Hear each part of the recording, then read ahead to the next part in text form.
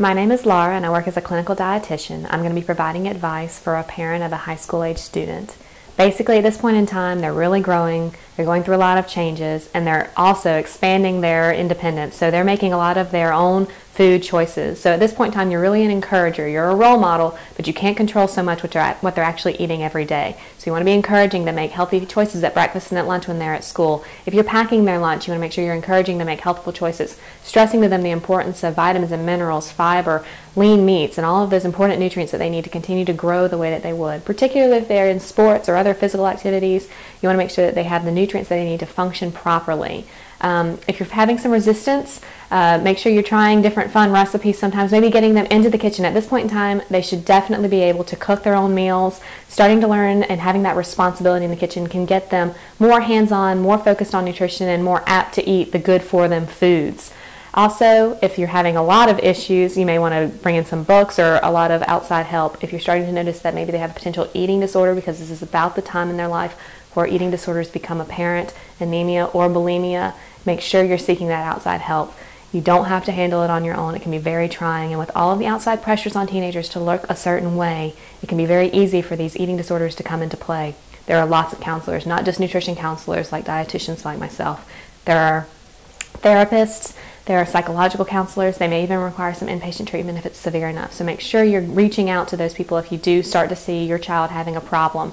Other than that, being a role model and continuing to stress that good nutrition to them is very important, because you're really setting up the habits right now that are going to go forward as they leave for college or as they go out onto their own and forge their own families.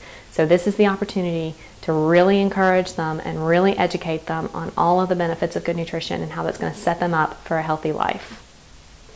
Because of the pressures that teenagers are often feeling to have a certain physical fitness or a physical appearance, a lot of times we see girls with roller coaster dieting, meaning that they're going on crash diets where they're refusing lots of meals. They're trying to drink water for 3 days in a row. They're trying to do an ultimate fast. Maybe they're cutting out all white foods. They won't eat bread. They won't eat pasta. They won't eat rice. They won't eat potatoes. They won't eat anything white at all, nothing with sugar in it. And we start to see that they do lose weight very quickly, which isn't necessarily very healthy for them. But then, of course, they stop. They gain it all back, maybe even more, and they start the process over again.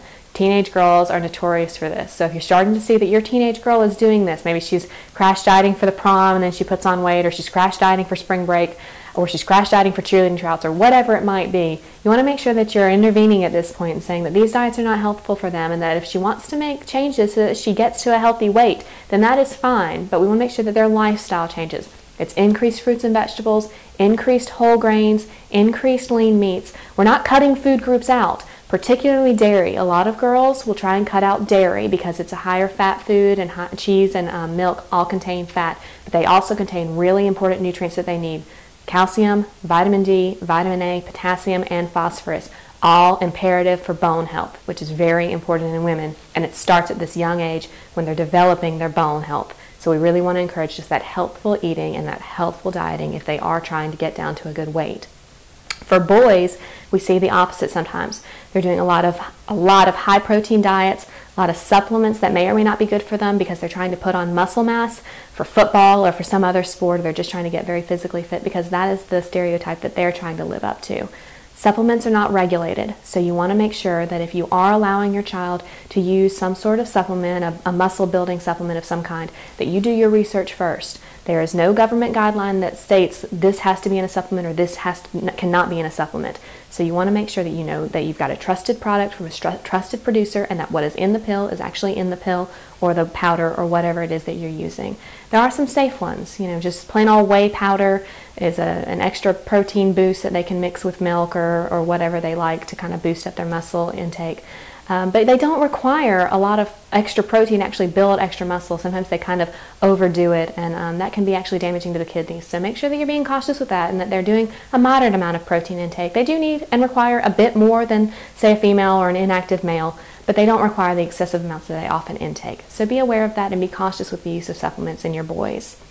If you're having trouble with your teen, eating in general, you may be having some battles at the table, if you will. You're having a battle of wills, and we want to make sure that food does not become an argument point. We want food to be fun. We want food to be something that they look forward to. The family time at mealtime is imperative.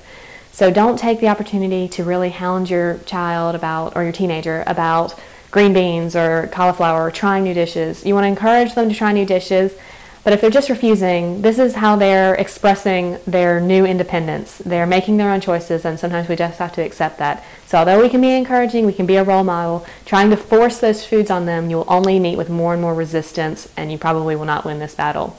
So, good luck to you with your teenager and getting them to eat healthfully.